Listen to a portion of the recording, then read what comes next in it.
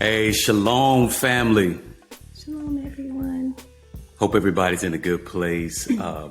We just wanted to come and share a quick video, some content. I know that it's been some time since we've spoken. It's been a while since we've been on camera together. Life is complex, to say the least.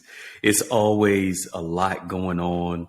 You know, we're in the process of trying to implement different strategies, different techniques that's going to benefit our family, that'll benefit legacy, and will have an impact outside of our generation and our time span, or the time that we have here. And that requires a lot of thought, a lot of intentionality, and then after we've thought these things, we have to correlate it with the scriptures to make sure that it's what the Father would have us do, which is it's our post, it's our anchor, so that we can go back and reference these things. But I said a lot in the intro. Shalom, babe. How you feeling today? I'm doing well. How are you? I'm doing good. You're gonna have to speak up just a little bit. I know you got that really soft Southern voice. I'm doing great. How are you? All right, good. How's everybody today? Yeah, I hope everybody is well. We're going to have to start back doing some live shows, babe, and interact. I think that we get a little better engagement when we interact, and we can, field a couple of questions, maybe have a call-in show, because people really do like to be able to to connect. Maybe get some questions beforehand. Oh, or we'll come up with a topic. Yeah, we'll come up with a topic, and then versus live, the interaction. Yeah, and then too, we've been having a lot of technical difficulties, y'all. I've been dealing with this one software that has been very, very problematic, but to say the least.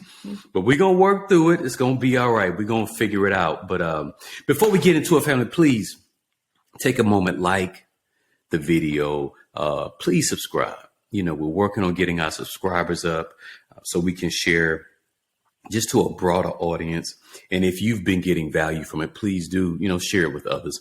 But what we wanted to talk about today is something that we've been deliberate in avoiding and not subscribing to, not participating in, and that is materialism. And this will not be a long video, y'all. Because, as y'all can see, the background is different. We're traveling. We move around a lot. But we wanted to talk about materialism. Now, first off, like when you say, or when I say or propose a topic of materialism, what immediately comes to your mind in regards to that? Consumerism. Consumerism. Okay. Consumerism. Defining yourself with brands and things. Okay. Shallow. Defining yourself with brands. What brands tend to be a part of that defining moment for some people? What do you mean by that? It depends on the group, I guess. But I guess I can only speak from the Black perspective. That's our audience. We talk to our people. Anything that appears to require a great amount of resources or finances to purchase. And the problem is not with, liking nice things or wanting nice things. It's the prioritization of it over everything else. So I don't think personally that you should have, specific value cars if you don't already own property or a house. Your car should not cost more or be, than your house or anywhere near it. Right. So that's one of the first things. Okay, that's a good point. That's a good jumping off point. And we're not going to jump off on too many points, but that's a great segue because, materialism is not just clothing. It's not just jewelry. Shout out to House of Dawee who sponsored this segment. It's not just the type of curtains that you buy. It's typically when we think of consumerism is something, or materialism, oftentimes is what's visible to other people with the intention of trying to show that you've arrived, to identify with a certain luxury brand. But you went into the element of vehicles. And there's nothing wrong with having nice vehicles. And we're not against that. But I think it was good that you anchored it in the fact that you haven't prioritized, building, having land, having a home. These things should supersede what you drive in. And sometimes it's just, they make it easier and more affordable to get a nice vehicle. You can get a car loan. Almost anybody can get a car loan, but your interest rate may be ridiculous. Through the roof. But I mean, predatory. It's just like you mentioned, trying to identify with a specific group. You want people to look at you out and about and think certain things about you, whether they're true or not. So you can kind of create this, narrative just through your dress and your appearance and how you arrived, what you drove in, and, that type of thing. And for women, it's, shoes and purses and brands of, watches and things that, a specific niche group may be able to identify just by looking at it. And okay, you tapped in a good point, because we've had conversations about I'm going to buy a higher end watch, and this is something that I've talked about for a long time, but it wasn't so for a man's watch can give him access. Just like a certain access in business circles, where it's as if, okay, well, you belong. Not saying that that's the only thing that gives you access, but it also looks at, the level of your ability to play and to move in certain circles. This is just a man thing. Whether you subscribe to that or not is irrelevant. I haven't gone out and done it at this point, and I'm still considering when would be the best time, because I have to consider my family. I got to consider resource allocation. I got to consider, I look at everything. We were just talking about this morning, having a list of things that we wanted to do around the house, that we wanted to do for one another, that I can't prioritize, my want over a need. And I think that that's when it becomes dangerous. Yeah, that's totally when it becomes a problem, and it becomes selfish. How does that selfishness impact a partner? Let's just say if a man is being selfish and materialistic, how does that impact his partner that may not be materialistic? It probably, could feel very one-sided in the commitment to furthering the goals. Because if I feel like I'm sacrificing things, because everybody likes nice things. I mean, and if there are things that if I walk away from, or say, it's not more important than, adding this structure on the property, and it's probably going to cost about the same thing. Right. So it's about, perspective and what's important to that specific person. But it could probably feel very one-sided, very like the other person's being vain and not really fully committed, because it's supposed to be a one mind kind of effort. You said something that was key, in that this person may go out and do these things, and it may be contrary to the stated goal.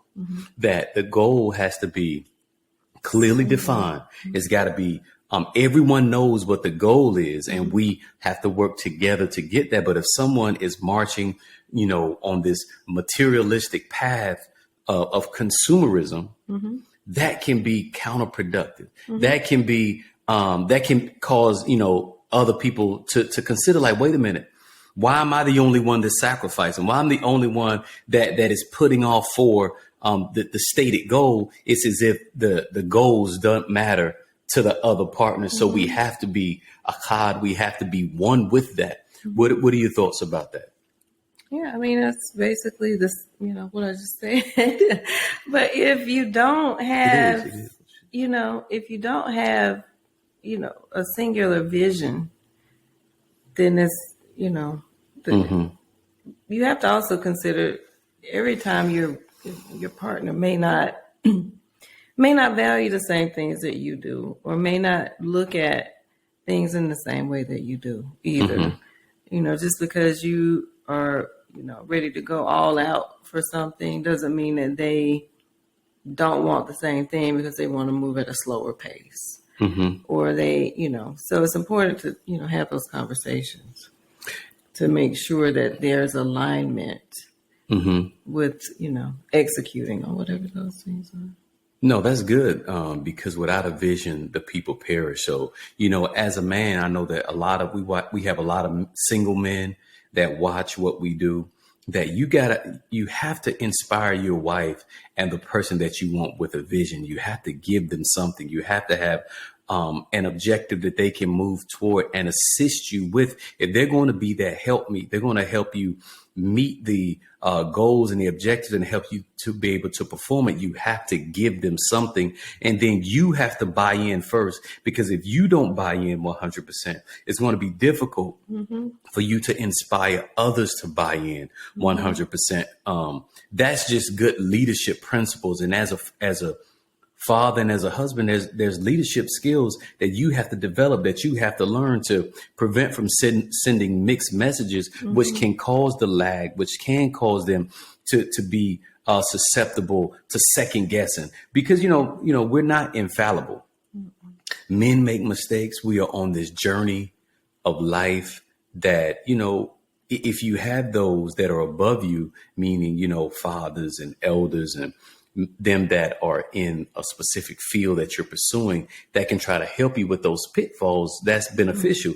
But as a man, you want to be able to make sound decisions, not rash decisions. And those decisions are based on the stated goal. And your wife, your partner, the one that you're trying to acquire, has to see that she can trust you, that what you're trying to do has been thought out, that it's intentional, that you can have deeper, richer conversations about it. And even the questions that she proposes, you can feel those questions because you've thought about it. And if you haven't, use the questions that she's offered as lightning rod, as a consideration for you. Maybe I need to go back and rethink this, because oftentimes women can see things that men can't see. So for our husbands, you should be using your women. You shouldn't. I value the intelligence of my wife. I was about to ask you that. What do you say about, the woman's perspective and all of it? Do you just totally say, okay, I'm the man and it doesn't matter what you say? Or is it wise to, listen and consider all perspectives and still, ultimately the decision is made by you? I mean, how do you best approach those types of things? No, that's a very, very good question. I don't think that it's there is a better way to do things, but we just ask men to consider that if you say that you found a wife and that she is a good thing, that she is naturally nurturing, wants to help you to accomplish the thing that you're trying to accomplish, then 9 times out of 10, you didn't marry a dummy. You didn't marry someone that could not add value. And if you did, then I was about to say, if you did, then you don't want to call people dummies, but everybody doesn't have they don't have analytical skills. Everybody doesn't have the ability to think through problems rationally. Sometimes they short circuit and the experience. And if they don't have that, then you may have a ways to go. But if you do have that, and I'm fortunate enough to have that, I'm going to take what she has said. I'm going to use it. I'll give you guys an example. I used to write. No. Oh, hold on one second. I've done a lot of things in my journeying through life. I've written several screenplays. The long and the short of it, you going back there. I wrote a screenplay, and it was kind of flat. I wasn't real. I write, typically when I write, I love the action genre. Let me just add this. I'm the whatever job I've had, and within my family unit with my mother, my sisters, my friends. I am the proofreader editor for in my career and everything else, informally. Right.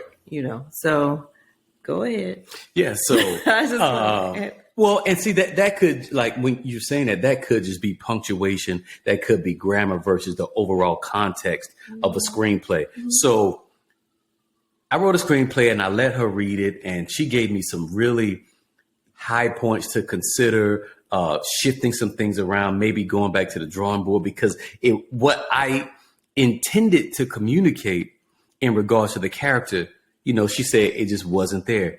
And boy, I got 38 hot. I was like, I don't even know why I let you read it. You ain't never wrote a screenplay. You ain't even, in the genre. You know what I mean? I was haughty. I was angry because, as an artist, sometimes you sensitive about your stuff. You see what I'm saying? And I was too connected to it. I couldn't be objective. And so in my immaturity, I lashed out at her. And so, I can give myself up. I can be transparent because I've grown beyond that to where I definitely value what you bring to the table. So I sent it out to this guy called a screenplay mechanic, and I paid hundreds of dollars for him to evaluate the screenplay, to show me the plot points that were wrong, the, lack of character development, and the overall objective did not, whatever it was. Let me tell y'all, sips coffee. Let me tell y'all, this guy gave me almost the exact same feedback that my wife gave me weeks and weeks ago for free. And man, I had to come back and I had to eat some humble pie. I had to apologize like, baby, I'm sorry. I was just angry. That wasn't the first time. I think that was the time that got your attention because it cost you. It cost me some money. I think Sorry, there have been times in the past where it was the same thing, just you don't know what you're talking about, or I was viewed as being like overly critical, and I have to admit I give myself up too. You can go in. You cut me to the white meat. You cut me in the heart. That hurt. The way you cut me. I was trying to help you. Y'all don't understand. So my approach to assisting with you becoming better, anybody, I go at the part that needs attention. The part that you try to avoid.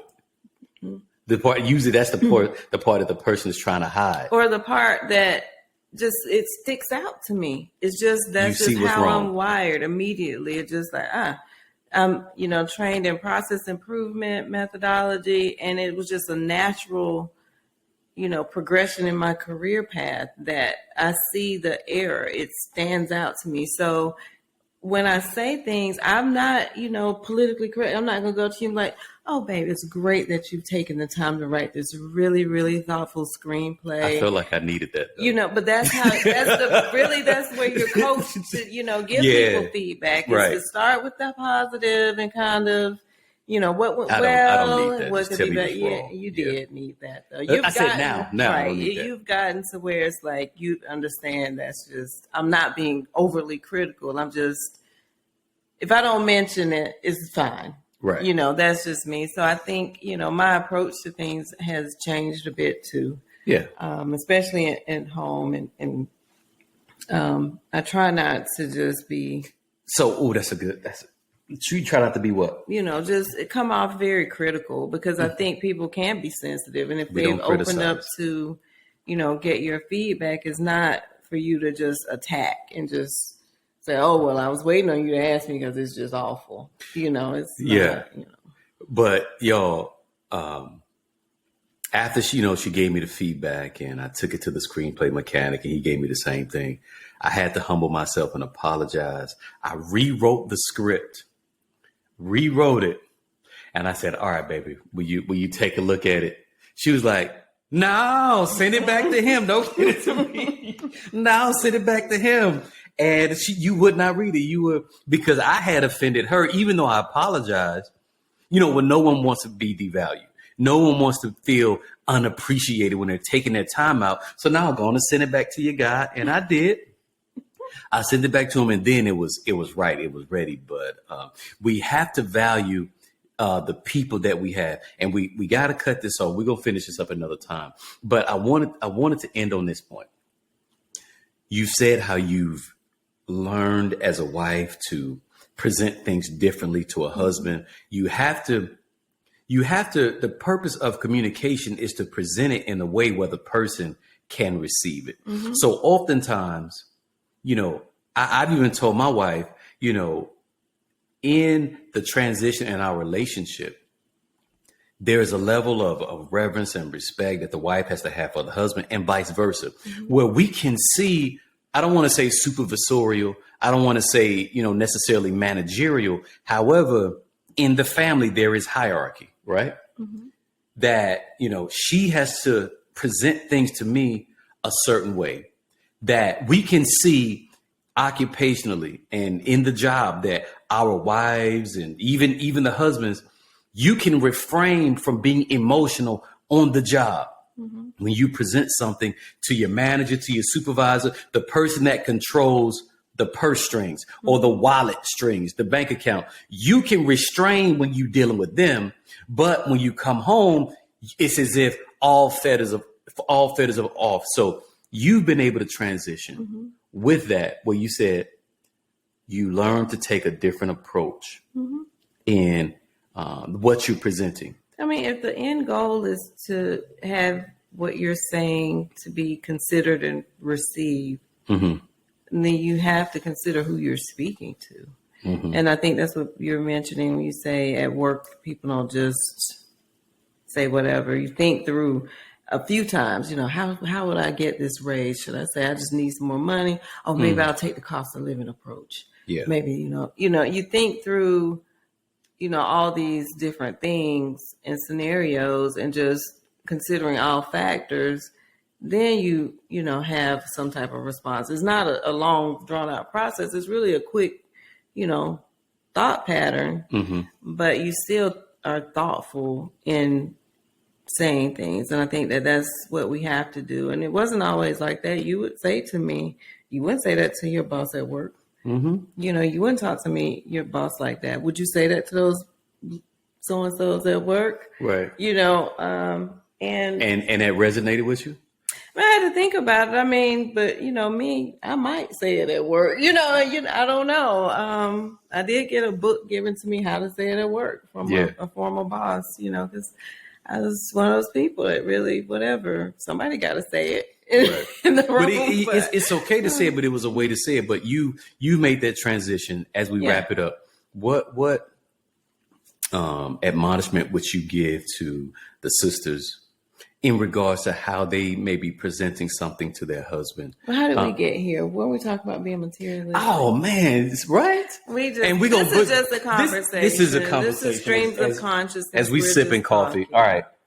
We're wrapping up. We'll finish it off. We got to get out of here. So materialism. No, but what will you ask me a question? What admonishment? Just be considerate of your words. I mean, you should be more respectful to your husband than to your employer. Mm-hmm. Yeah. Consider your words. Consider, how you would want someone to speak to you. Yeah. And how you feel when somebody doesn't speak to you in a way that you feel is appropriate. But as far as the materialism, that was just kind of like a starting point. We were just talking. But we were still conveying some things that we've learned that we feel will be beneficial, so that there's not two different visions. There has to be one vision. If you have more than one, it's called division. Mm-hmm. So we want to divest, get rid of anything that isn't beneficial to the house, to the storehouse where we call home. And when you concentrate your forces and you're not giving your resources out to other cultures, maybe I don't need to. So I give you a pragmatic example. For me, maybe I don't have to buy that suit that costs, $1,200, $900. Mm-hmm. Maybe I can buy a different type of suit. Maybe I don't need to buy those shoes. Let me do something because, when you're moving in certain circles and, the Father will promote you. And, I've gotten promotions. You've gotten promotions, which requires not necessarily that you spend more money, but sometimes you have to present differently. So as you're moving up and, you have uniforms, you have ways that you have to things, in order to go into some of these boardrooms, you got to look a certain way to play the part. You follow what I mean? But I don't have to go all out. I need a Brioni suit. I need to go to this place and spend all that money. No, because that's contrary to what I say the stated goal is. And like you said, that one suit, those shoes, that watch could be equivalent to what you referenced, expanding on the land, this structure that we need, finishing, different appointments around the house to increase the value of what we have. So we really have to check that materialistic spirit. There's also a careful balance that you have to strike when entering boardrooms with people who are greater than yourself. Never outshine the master. Because you don't want to appear that you don't need something from them. Yes. People look at, all of that. You want to, appear, proud and, well put together, but still in an humble way. It's not to look beat down and downtrodden by any means. We don't advocate that. Right. But you don't want to try to outshine the master. People. That's in the 48 Laws of Power. One thing I've been. Don't be the loudest person in the room. You don't want to be that. I'll say this not be done. You don't want to wear G-Star jeans in the room with Snoop Dogg when you aren't. But that's a personal little comment. Or, I have, sometimes in my consulting, I'll see people that, make good money, but they walk in a room, they got on, and they want you to see the Gucci shoes. Seen. They want you to see the Ferragamo belt. And listen, I've seen people from other cultures look at them like, wait a minute, you don't need to be here. You got, y'all got plenty money. I had a guy. Those shoes. I had a guy who walked in, bless him, good buddy of mine. He got this nice Louis Vuitton bag. But every time he brings that bag in, it's like, Gray's a dope Louis V bag. Every time he walks in with that bag, everybody's like, oh. It depends on the nice culture bag that you're dealing with. Yeah. And so they like, oh, you got plenty of money. Why are you here? And oftentimes contractually that can work against you. Like you said, like, let's go ahead and get those, because they feel like you're making more than them. And some people, some cultures, they don't like that. So we have to be able to move into these rooms, to not be impactful. I look like I belong, but I'm not so materialistic that I gotta wear all my money. That's so We're not gonna do that. We're not gonna do that. We're not gonna do that. I mean, not to to each his own. Right. I mean, some people not to count anybody's pocket. Then you may have it like that. It's just their lifestyle. But can be. It's how you choose to invest what it is that you do have. Right. So, like I've been fortunate enough to know millionaires, not just know in a tangential way, but to have friends, one that I would call a friend, and men that I trust that have, that those means, and they don't present like that. Nope. They don't rock like that. So I'm taking cues from them, like, wait a minute, maybe I don't need to buy this, buy that to look a certain way, because those that have that don't do that. Because you're not stressed to impress. Oh man, that's how we gonna end it. Bars. We're not stressed to impress. Much love, family. Blessings and honor be unto you and to your house. We thank the Most High for just an opportunity to share a little coffee conversation. I know we kind of like went off the rails, but we just go a lot of different places because we got experience. And yeah. And it's just, again, streams of consciousness. So drop a comment, guys. Let us know if anything we mentioned in this little short segment is something you'd like for us to expand on. We promise we'll focus on that one topic. Right. Or we may anything have to do else that you'd like for us to talk about. Because we want to have your engagement. We want you to get something from what we've been able to experience in life. And we're willing to share our experiences with you. And we go through a lot. It's not always cookies and cream, but I think that my wife and I, we genuinely, we love one another and we're connected to one another. That, regardless of the different shifts and the highs or the lows, there has to be this current of love and connectivity and unity that cannot be eroded. And that comes from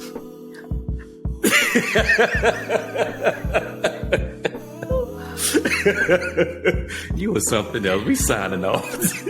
My God. All right, family. Shalom, shalom.